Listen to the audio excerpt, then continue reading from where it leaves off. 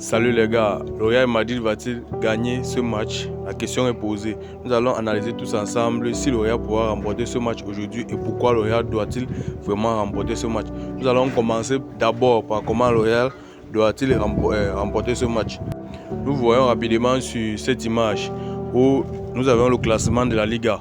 Le Real Madrid est deuxième avec 60 points derrière le FC Barcelone qui a 64 points et 4 points d'avance sur le Real Madrid. Donc aujourd'hui, le Real Madrid doit vraiment gagner. La question est répondue. La première question est répondue. Le Real doit gagner pour réduire l'écart entre le FC Barcelone, entre lui et le FC Barcelone. Réduire l'écart d'un point et mettre la pression au FC Barcelone. S'il peut aussi perdre son match et garder l'écart d'un point entre le Real Madrid et le tenant du titre. Nous allons rapidement analyser ce match. Les dernières rencontres, les rencontres totales du Real Madrid avec le Celta Vigo. Nous avons ça ici en bas avec les résultats. Le Real Madrid a battu le Celta Vigo 82 fois. Le Celta Vigo a battu le Real 36 fois et ils ont fait 22 matchs nuls. Ici, le Real est avantagé sur ces rencontres, sur la rencontre entre le Celta Vigo et le Real. Nous sommes ici dans les résultats du Real contre le Celta Vigo depuis 2022 à 2023. La dernière fois que le Celta Vigo a battu le Real, c'était en 2025 2-0 à domicile en décembre à 21h. Et toutes les autres fois jusqu'en 2022, depuis 2022, le Real a toujours battu le Celta Vigo à domicile comme à l'extérieur. Donc aujourd'hui, le Real Madrid à l'extérieur et il a été battu la dernière fois par le Celta Vigo 2-0 à domicile. Donc cette fois-ci, peut-être le Real va assumer les autres résultats dont il a déjà fait depuis 2022 jusqu'en 2024. Et peut-être nous allons gagner ce match avec l'histoire, pas vraiment le jeu. Parce que nous avons un jeu un peu désagréable ces derniers temps.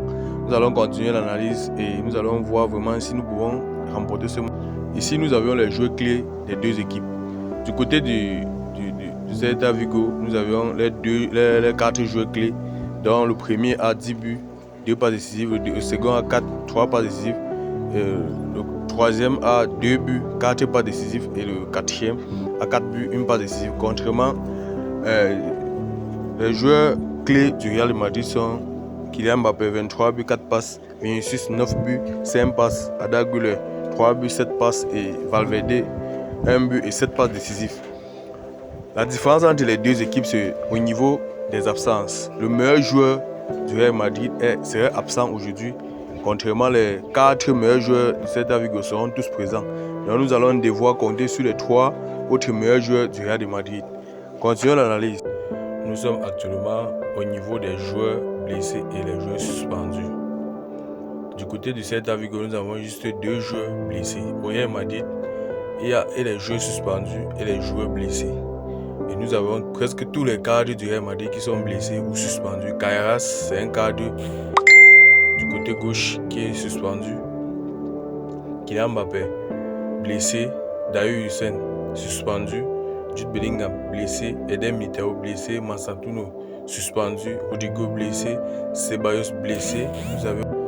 Avec tout ce que nous avons identifié dans les défauts du Real Madrid ou les défauts de ce match, répondez cette question en commentaire et mettez le score en commentaire. Voilà la question qui est posée. Le Real Madrid va-t-il gagner ce match? Si tu es arrivé à ce niveau, réponds à cette question. N'hésite pas à t'abonner, liker, partager pour que d'autres puissent répondre, pour qu'on puisse analyser ensemble si le Real va gagner ce soir. Ciao les gars, c'est beau foot encore.